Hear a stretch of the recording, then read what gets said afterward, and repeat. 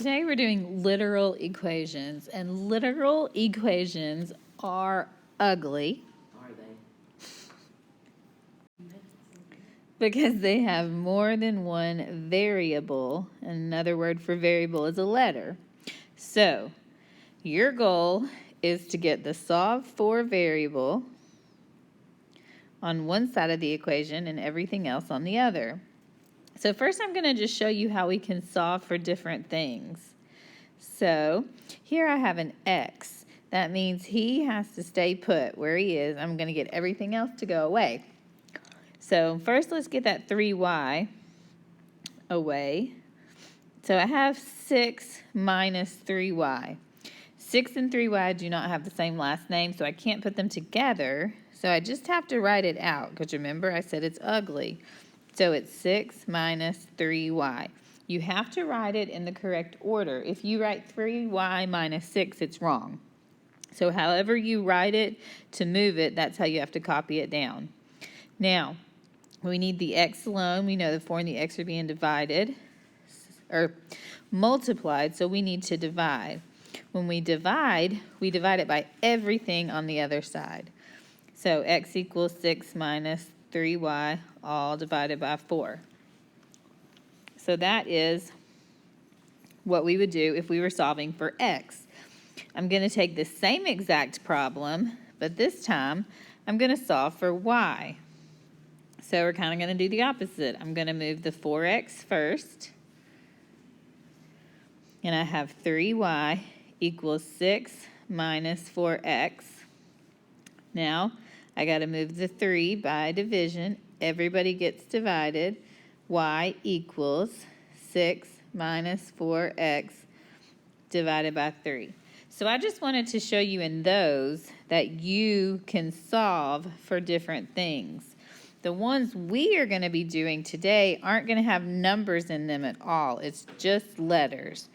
So you just need to do what you would do with numbers, but you just have to write everything and it's going to be ugly. So the first one says solve for C. So C needs to stay put. C minus S. How do I move S to the other side? I add it. So the answer is M plus S equals C. The C is alone. I am happy. I am done. Okay? This one says solve for M. He needs to stay put. The V has to go away. The M and the V are being divided, so I'm going to multiply. D times V, dV equals M. The M is alone. Everything else is on the other side. I'm happy. I'm done. This one says solve for K. So that means the C is going to have to go away. How do I move a plus C? Minus C. So K equals W minus C. The K is alone. I'm done. All right, this one says solve for T. So that means the P and the R need to move. And what's going on between the PR and the T? They're all being multiplied. So I'm going to do the opposite and just divide them. And they can get divided together. So my final, sorry that keeps moving. So my final answer is I over PR equals T. The T is alone. I am happy. All right. This one, I'm going to solve for K. And remember, when I have a problem like this, I always move that J first. It's being divided. So I've got to multiply. M times J is MJ equals K plus, that's an N. All right, I got to get that K staying put. So I'm going to subtract the N. I need to be sure to write this in the correct order.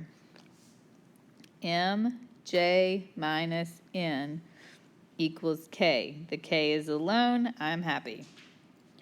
All right, this one, we want to solve for X. So first we're going to move that B. So now I have Y minus B equals MX. Now I have to move that m. They're being multiplied, so I'm going to divide. I divide everything. So y minus b all over m equals x. The x is alone. I'm happy, even though it's ugly. All right, flip over to the back.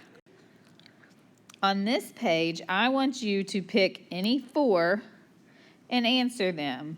That's all. Just pick 4 of them.